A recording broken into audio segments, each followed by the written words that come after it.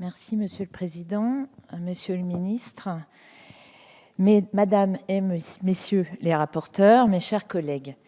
Qui accueillir? Comment bien accueillir? Sous quelles conditions et dans quelles limites?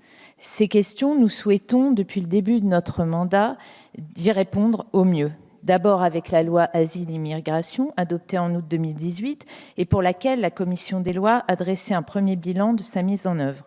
Ensuite, avec le débat sur la politique migratoire de la France et de l'Europe qui s'est tenu dans les deux assemblées au début du mois d'octobre et qui doit aboutir ce mercredi avec les annonces qui seront faites par le Premier ministre. Également avec le budget que nous examinons ce soir et qui démontre bien l'orientation choisie par le gouvernement, celle de la responsabilité. Je l'avais souligné en commission et je souhaite le redire ici, ces crédits sont cohérents avec l'ambition poursuivie par le gouvernement de réformer notre politique migratoire et de la hisser vers un équilibre qui permettra à notre pays de faire face à la fois à la hausse actuelle de la demande d'asile, car nous sommes effectivement un pays de rebond, pour reprendre les mots de M. Leski, mais également au flux à venir, je pense notamment aux réfugiés climatiques. Je ne vais pas revenir ici sur les chiffres que vous nous présentez et qui rendent bien compte des efforts sincères du gouvernement, mais sont-ils pour autant la clé et les clés d'une gestion entièrement réaliste des flux, de l'accueil et de l'intégration ? Je crois, nous pouvons légitimement nous interroger. Mes collègues rapporteurs ont émis, je cite, des réserves relatives notamment à l'hypothèse d'évolution de la demande d'asile retenue pour la construction du PLF. Je souhaite reprendre à mon compte leurs réserves et l'exemple le plus frappant à ce sujet est bien celui de l'OFII.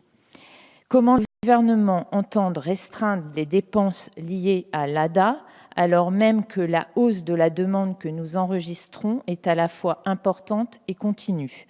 Là encore, les chiffres laissent poindre la problématique que je mets en avant.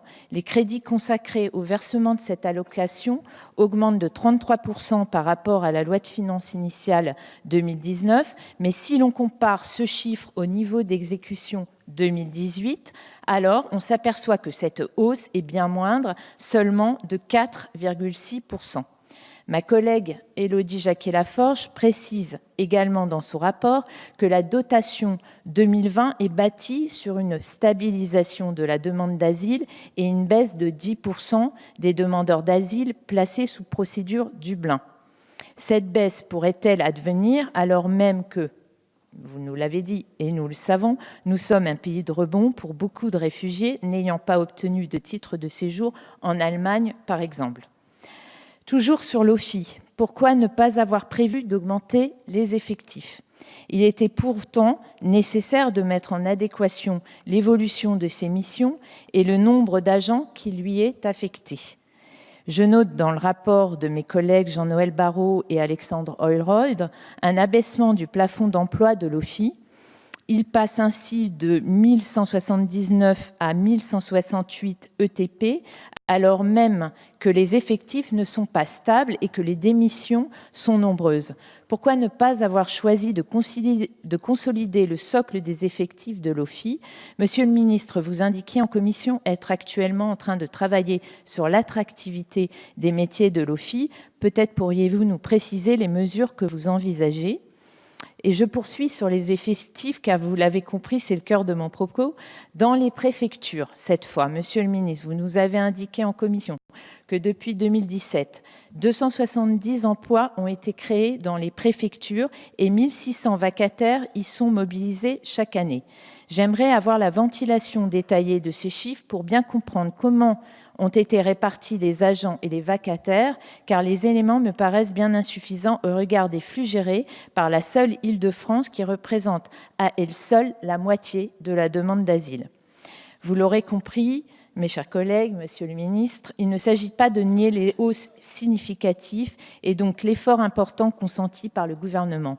Le groupe MoDem et Apparentés approuve les crédits de la mission Immigration, Asile et Intégration et salue la poursuite des objectifs fixés en 2017. Toutefois, il nous faut nous interroger sur la répartition des crédits entre les différentes actions.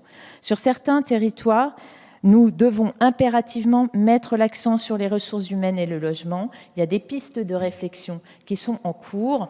Je souhaite que nous puissions les poursuivre et que nous puissions poursuivre ce travail, comme M. Castaner, le ministre de l'Intérieur, l'a évoqué en commission, notamment en direction des maires, des villes concernées par l'accueil des réfugiés. Je vous remercie.